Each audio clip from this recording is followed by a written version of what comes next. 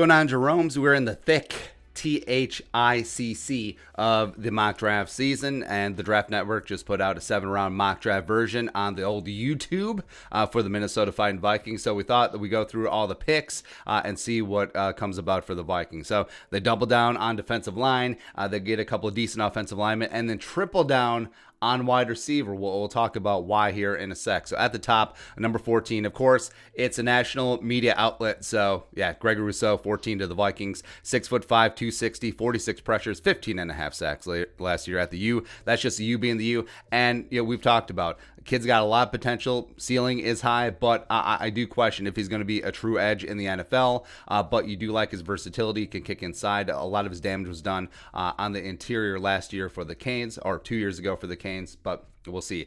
Into the third round, number 78 overall, Jay Tufele, coming in out of USC, also was a 2020 opt-out, but a stud. And getting him in the third round would be pretty good value. 6'3", 304, 26 pressures, 3.5 sacks, good hands, really nice first step, solid against the run, is going to eat up a lot of double teams on the interior, freeing up guys on the edge. So yeah, getting Tufele at this stage where you're checking the boxes, the defensive line, check. Defensive line, again, check. That's a nice little overhaul for Andre Patterson's crew. Also in the third round, number 90 overall. So Spearman ignores the offensive line.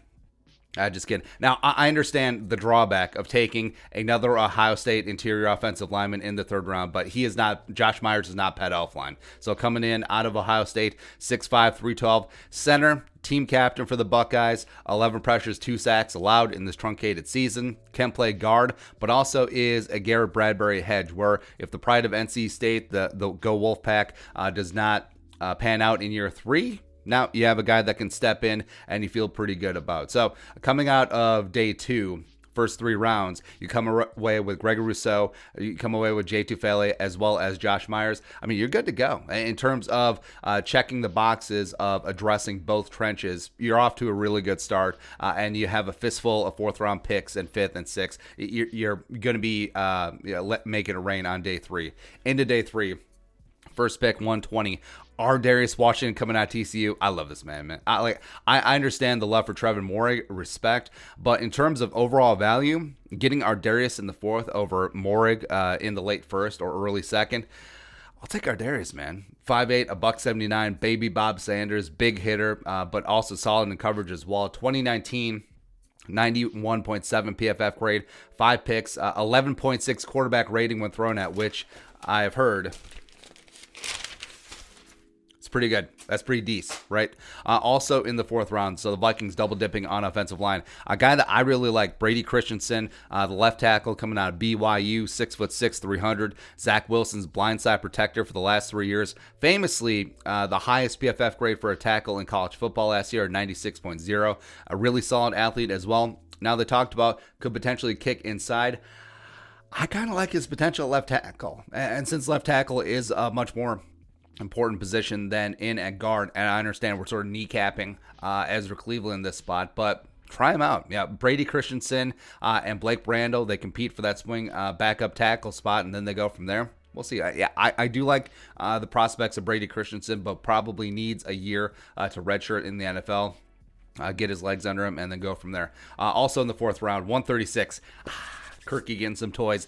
Daz Newsome, wide receiver from North Carolina, come on and raise up, 5'11", $190, 54 catches, 684 yards, and 6 touchdowns last season. But his big year was 2019, 72 catches, 1,018 yards, 10 touchdowns. Great speed, master of separation. Also can contribute as a kick and punt returner. So right there, the first 6 picks, you're double dipping in both trenches, plus you're addressing the safety spot as well as wide receiver 3 and kick returner. You're good. This is a phenomenal draft. Even though I do have drawbacks on Rousseau, I understand it. I get it. So if this went down, I think the Vikings are 6 for 6 at this stage, and then everything else is just gravy on top of a big old pile of poutine.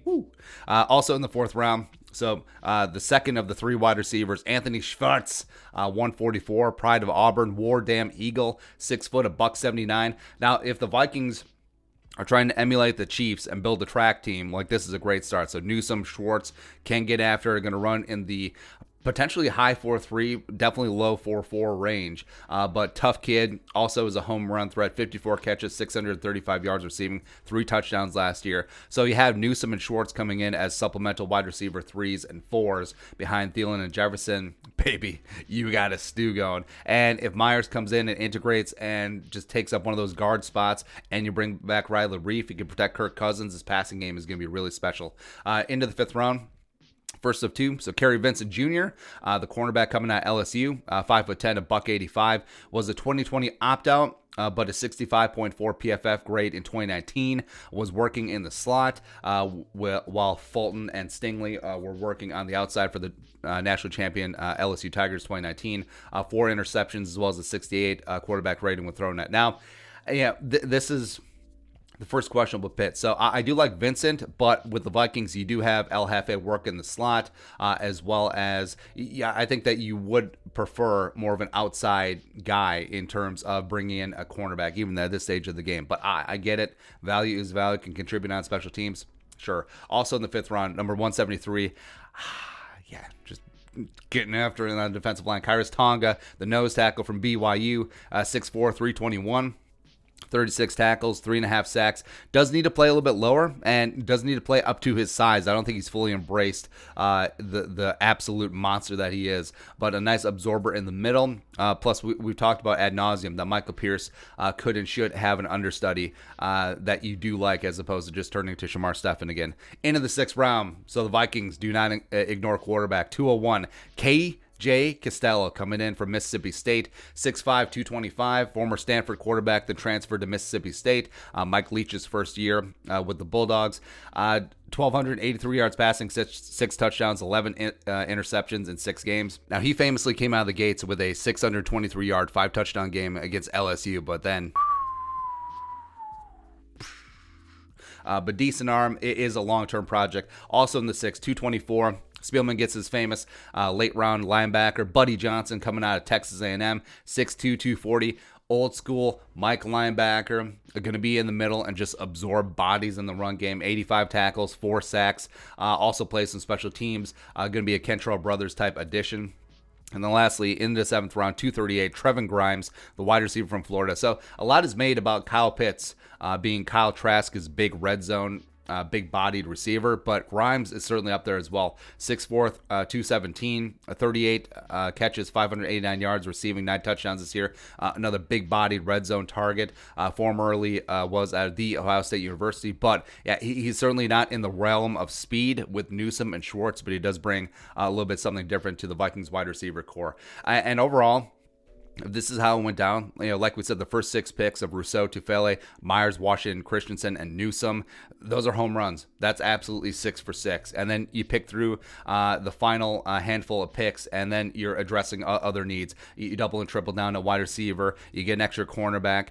You find a backup nose tackle, as well as you get a developmental quarterback prospect, plus replenish those linebacker depth as a guy that can play a little bit of special teams and be the backup to Eric Kendrick. So, I mean, if this is how it went down, I like it. I'm in. You saw me, I'm in. So, your thoughts. Draft Network, 7-round Vikings Mock Draft. Let us know in the comment section below. Subscribe for daily Vikings takes. Want to support that work, pull something in Venmo. But until next time, Skol, production value.